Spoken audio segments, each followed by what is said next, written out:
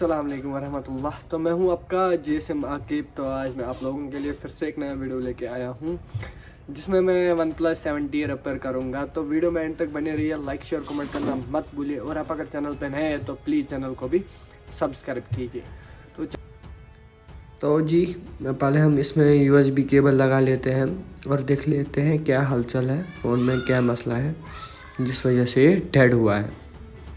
तो USB cable जैसी लगाई तो फ़ोन 110 के आसपास स्टक हो रहा है, 110 M स्टक हो रहा है। तो अब क्या कर लेते हैं, बैटरी कनेक्टर लगा लेते हैं और देख लेते हैं फ़ोन क्या लोड लेगा। तो फ़ोन इसी लोड पे स्टक है जो ये ले रहा है 110, 120, 110, 120 ले रहा है, उससे आगे नहीं ले रहा है कुछ। तो पहले मैं इसमें बैटरी जो होती है, बैटरी को चेक कर लूँगा कि बैटरी कितनी चार्ज है। तो बैटरी 4 वोल्ट के आसपास चार्ज होनी चाहिए, तब जाके ये ऑन होगा। तो बैटरी तो डीप डिस्चार्ज हुई है, इस वजह से मे बी ये ऑन नहीं हो रहा है। बैटरी 2 वोल्ट चार्ज है, इस पर तो कभी हमारा फ़ोन ऑन नहीं होगा। तो पहले हम क्या कर लेते हैं, तो हम पहले बैटरी को चार्ज कर लेते हैं, उसके बाद हम देख लेंगे कि फ़ोन ऑन होगा या नहीं।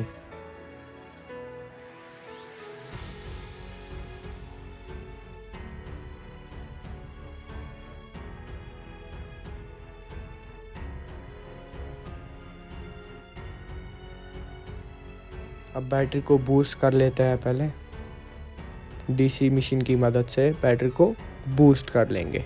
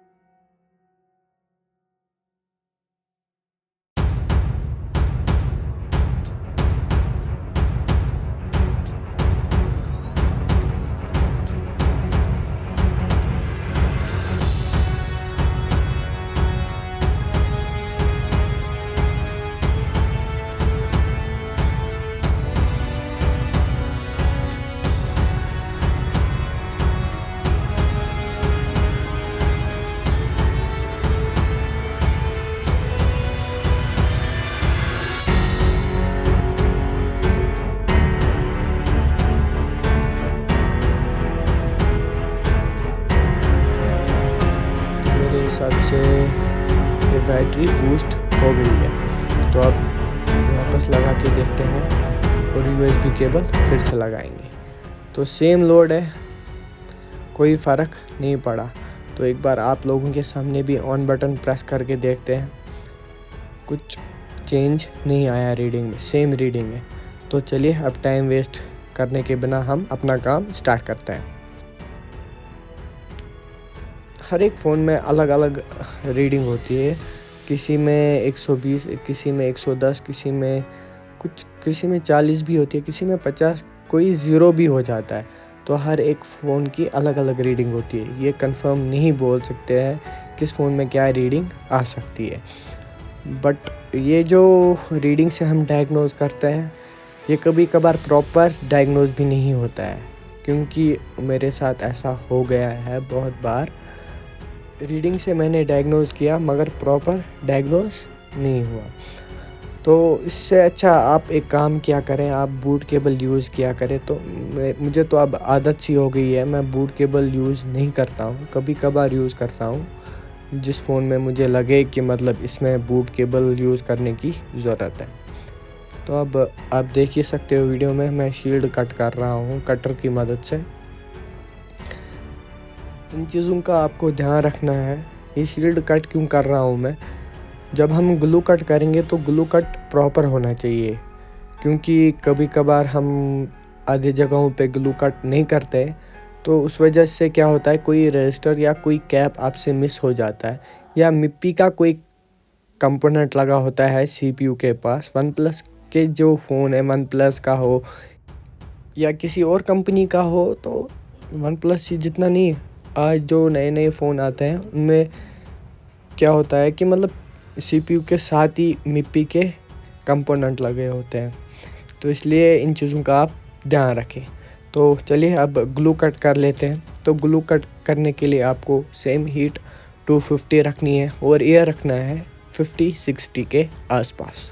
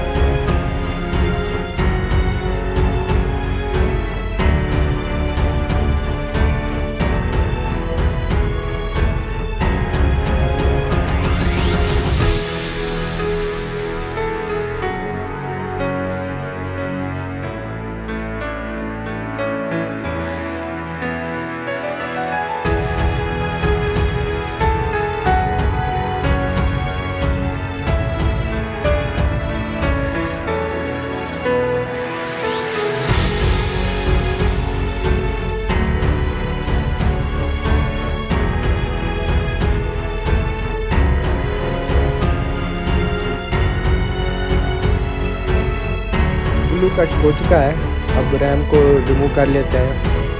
तो रैम को आपको कैसे रिमूव करना है? प्यार से रिमूव हो जाती है। प्रीहीट करें और प्रीहीट करने के बाद इस पर हल्का सा जोर दें तो रिमूव हो गई। अब CPU की बारी है। CPU भी प्यार से रिमूव हो जाएगा, बस आपको सब्र रखना होता है, जल्दबाजी नहीं करनी होती है। हर एक साइड से देखना होता है कि मतलब CPU के नीचे स्क्रैपर डाल के देखना होता है कि मतलब CPU जो है, जो उसके नीचे सोल्डर लगी है वो मेल्ट हुई है या नहीं। देखिए प्यार से, कोई प्रेशर मैंने नहीं दिया CPU पे। यही होता है, जब आप ध्यान रख के काम करेंगे तो आपसे आराम से हर एक फ़ोन रिपेयर हो जाएगा। अब जो ये एक्स्ट्रा सोल्डर लगा है ये रिमूव कर लेते हैं। तो एक्स्ट्रा सोल्डर रिमूव करने के लिए आयरन पे आपको हीट रखना है 350, बस और कुछ नहीं करना है। फिर आप यूज़ करें लो मेल्ट सोल्डर।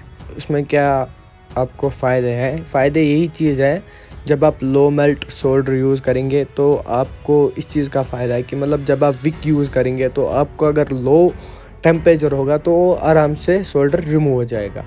लो मेल्ट का यही फ़ायदा है।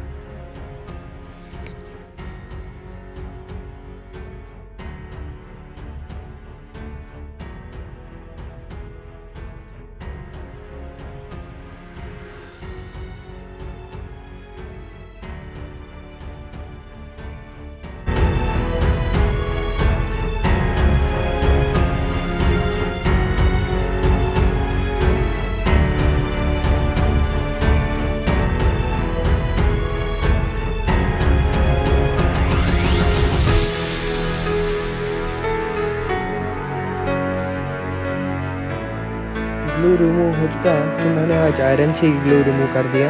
आप आयरन से करें, हीट गन से करें, जिससे मन करे आप उससे ग्लू रिमूव कर सकते हैं। बस फ़र्क इतना ही होता है कि आयरन से क्या होता है, आयरन से आप थोड़ा बहुत सेफ ग्लू रिमूव कर सकते हैं। स्क्रैपर से भी सेफ कर सकते हो, बट स्क्रैपर से आप जब करेंगे तो फिर आप लोगों को प्रेशर नहीं देना है, बस इस चीज़ का ध्यान रखना है। और कभी कभार क्या होता है कि असल में क्या दिक्कत है कि कश्मीर में थोड़ा बहुत टेम्परेचर डाउन हुआ है, उस वजह से हाई टेम्परेचर पे ग्लू रिमूव करना होता है। क्या होता है कि मतलब जैसे ही ग्लू रिमूव करेंगे तो फिर मे बी बोर्ड में प्रॉब्लम आ सकती है ज़्यादा हीट से, उस वजह से मैं आयरन से ही ग्लू रिमूव कर रहा हूँ। तो उठाने के टाइम ट्रैक कुछ टूट गए थे तो ये बना लेते हैं वापस।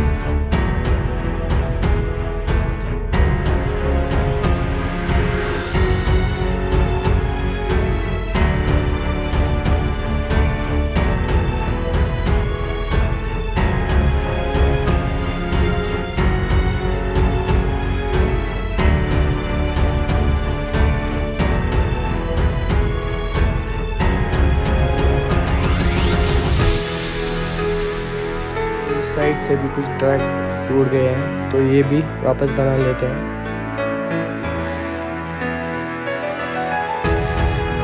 तो जिस वीडियो में मैंने स्क्रैच किया था इनको, वो वीडियो शायद डिलीट हुआ है, तो उस वजह से ये वो वाला वीडियो नहीं आया है इसमें।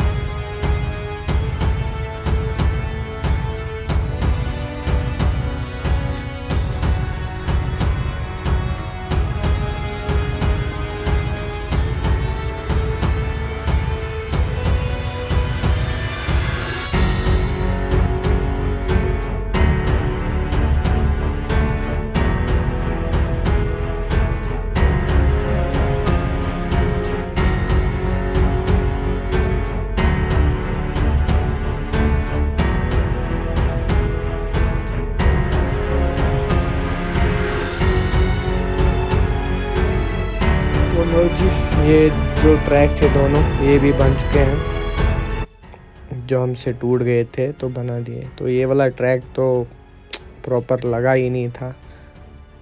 अरे यार, जलेबी भाग गई, कहाँ गई ये? पकड़ के लाओ।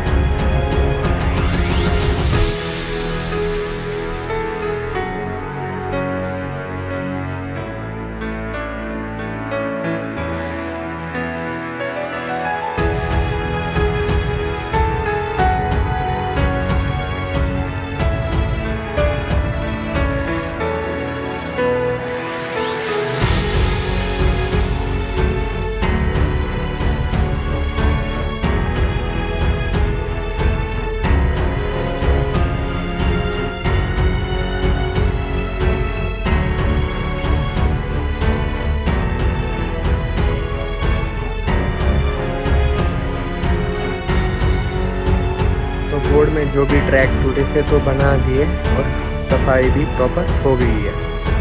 अब रैम की बारी है। अब रैम को साफ़ कर देते हैं और CPU को साफ़ कर लेंगे।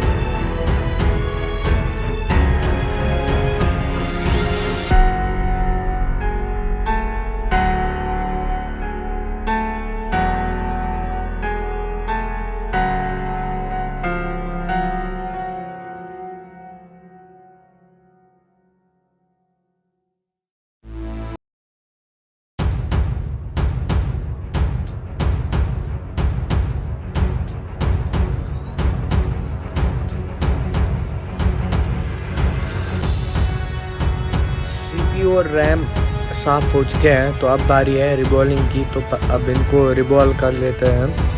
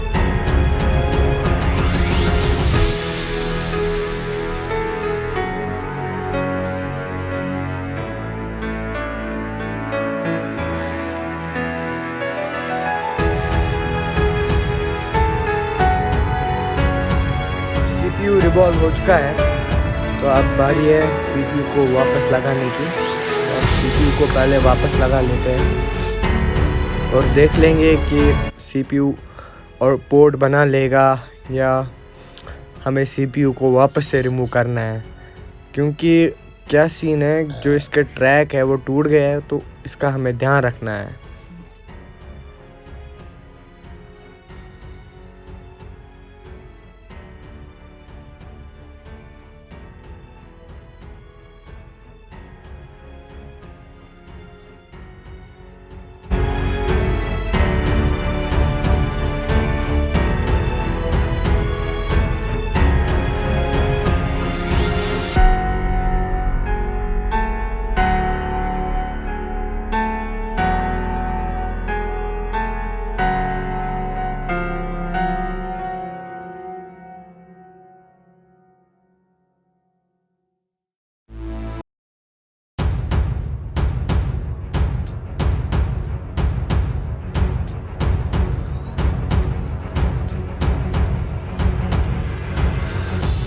CPU लग चुका है, अब रैम की बारी है। पहले रैम को रिवॉल्व कर लेंगे। ये जो ब्लैक बीच में हो जाता है ये असल में लाइट चली जाती है, तो उस वजह से ये ब्लैक हो जाता है।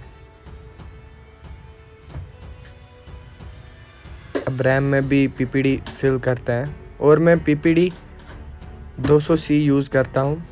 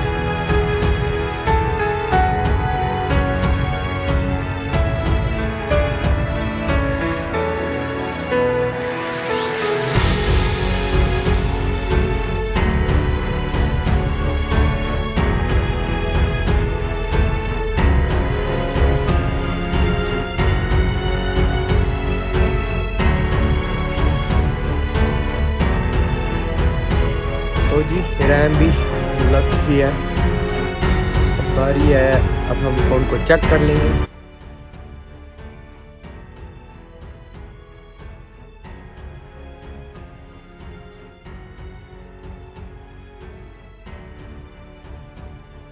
तो हमारा फ़ोन रिपेयर हो चुका है। इसमें CPU हमने रिवॉल्व कर दिया है, बट अब हमने जैसे ही USB केबल लगाई तो फ़ोन ने 2 एम्पीयर के आसपास कंजर्व किया। पहले 200 एम लिए, फिर 2 एम्पीयर कंजर्व किए, तो बट कुछ शो नहीं कर रहा है। मगर मैं इतना श्योर हूँ अपनी जगह पे कि फ़ोन ऑन हो गया, बट फ़ोन कुछ शो नहीं कर रहा है। क्यों नहीं कर रहा है ये भी पता है मुझे। तो ये किस चीज़ का सीन है, ये इसमें असल में कॉपी OLED लगा के, ये ओरिजिनल OLED नहीं लगा के, उस वजह से ये सीन है। इसमें जल्दी ग्राफिक्स नहीं आते हैं आप लोगों को, तो उस वजह से आप लोगों को इसमें ये दिक्कत देखने को मिलेगी। डरने की बात नहीं है, कुछ टाइम सब्र करना है, तो उसके बाद ही ये ग्राफिक्स शो करेगा और लाइट भी आएगी ऑटोमेटिकली।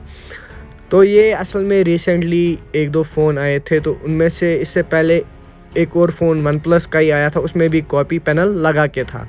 तो उस वजह से मुझे इस फॉल्ट का ऑलरेडी से पता है, क्योंकि जो ये कॉपी OLED पैनल लगा के होता है उसमें थोड़ा बहुत टाइम लगता है ग्राफिक्स आने में। ये तो फ़ोन ऑन हुआ होता है, बट ये आगे शो नहीं करता है। जो फर्स्ट बूट है, सेकंड बूट से आप लोगों को शो करेगा OnePlus का लोगो, फिर उसके बाद जो रिंग बीच में होता है डॉट जैसे, वो भी शो करेगा। बट आपको डरने की ज़रूरत नहीं है। आप समझोगे कि शायद मुझसे फ़ोन रिपेयर नहीं हो पाया या मैंने CPU प्रॉपर रिवॉल्व नहीं किया, ये डरने वाली बात नहीं है। और आप लोगों को अगर ये वीडियो किसी एंगल से पसंद आया होगा तो प्लीज़ वीडियो को शेयर कीजिए, और अगर आप चैनल पर नए हैं तो प्लीज़ चैनल को भी सब्सक्राइब कीजिए।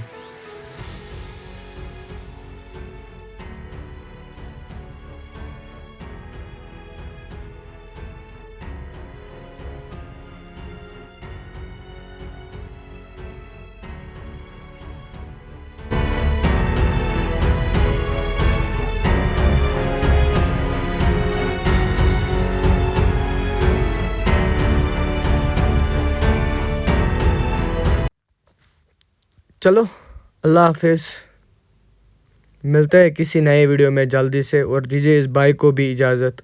फ़ी अमानिल्लाह।